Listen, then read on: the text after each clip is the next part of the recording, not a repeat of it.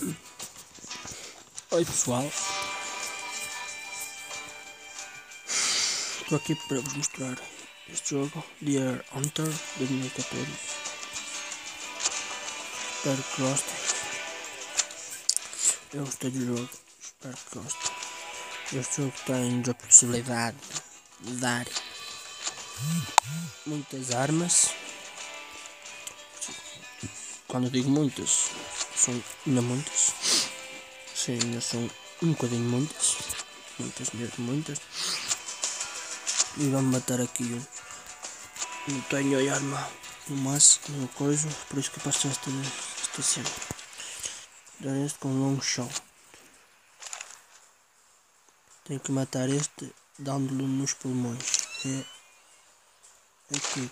E não o matei.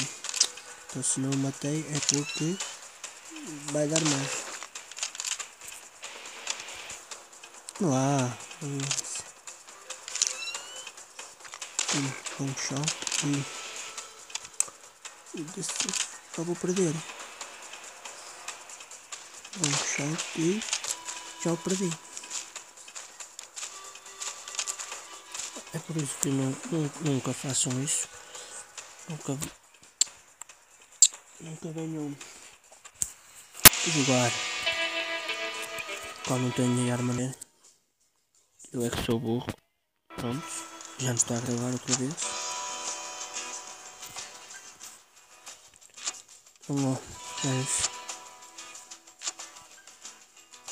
Vou matar duas chetas.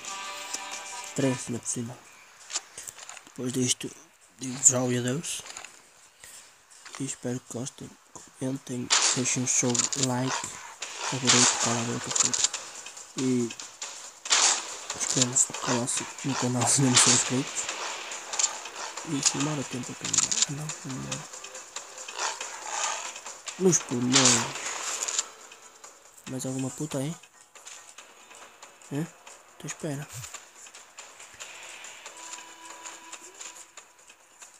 Então espera. Então é isso. Depois de matar esta puta. Caralho, não se escondeu de mim.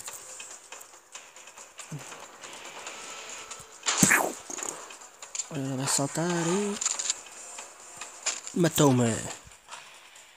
Foda-se. É isso. É isto que dá quando morre desse. Start. Então é isso pessoal. Espero que tenham gostado e até ao próximo vídeo. Então, tchau. Até o próximo vídeo.